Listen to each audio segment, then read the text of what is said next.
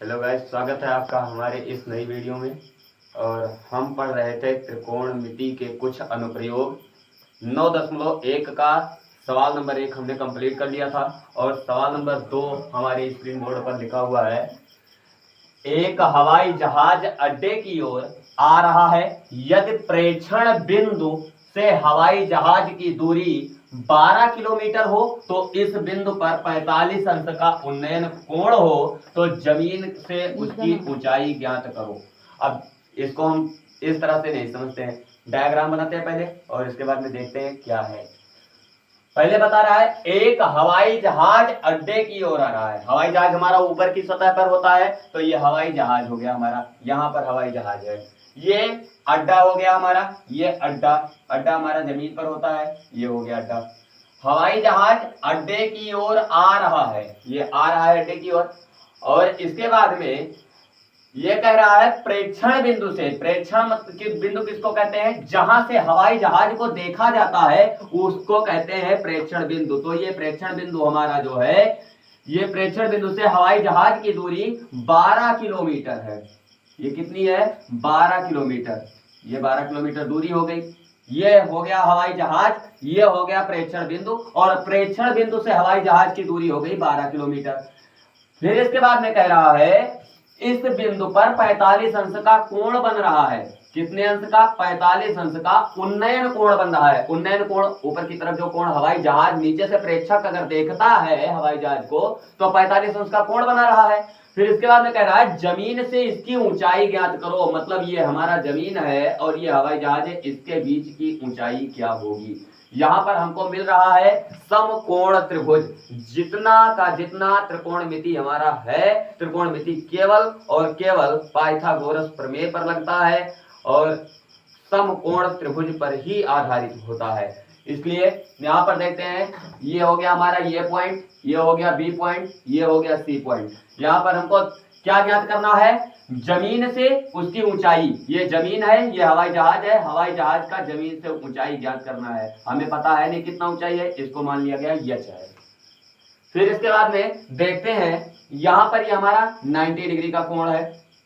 फिर इसके बाद में लिखेंगे त्रिभुज ये बी सी में एंगल बी बराबर 90 अंश और उन्नयन कोण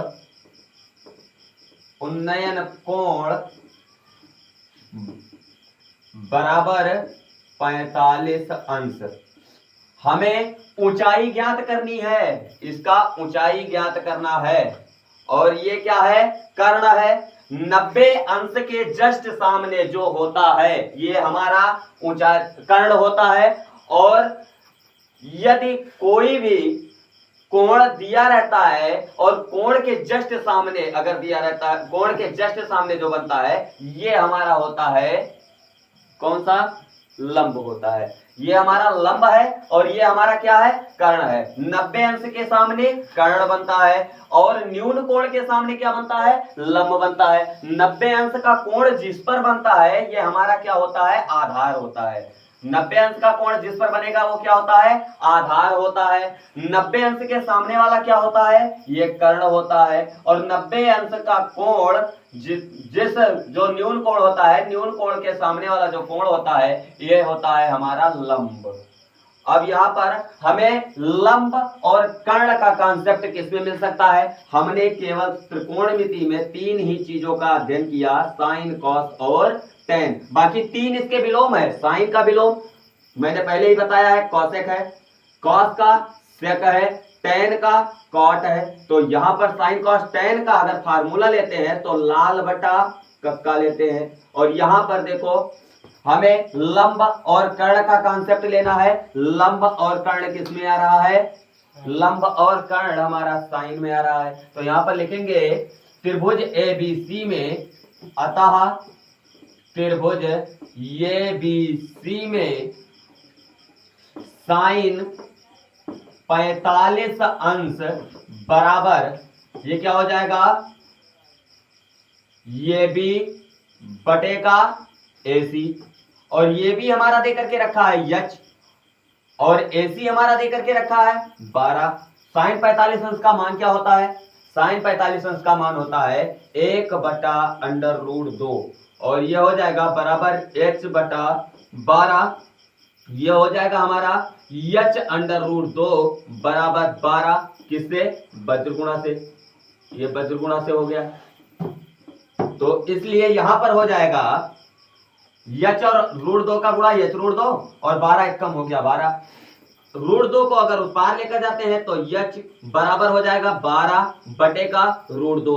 √2 चूंकि अपरिमेय संख्या है तो अपरिमेय संख्या को हम हर में नहीं लिखते हैं, इसलिए इसका परिमेयकरण करना पड़ेगा। और परिमेयकरण करने के लिए √2 से नीचे और √2 से ऊपर गुणा कर देते हैं। ये हो जाएगा हमारा 12√2 और बटे का हो जाएगा √2 और √2 का गुणा 4 हो जाता है और 4 का वर्गमूल क्या होता है? 2 होता है। तो 2 एकम 2, 2 छक 12। ये हो गया h बराबर 6√2। यही हो गया हमारा फाइनल आंसर।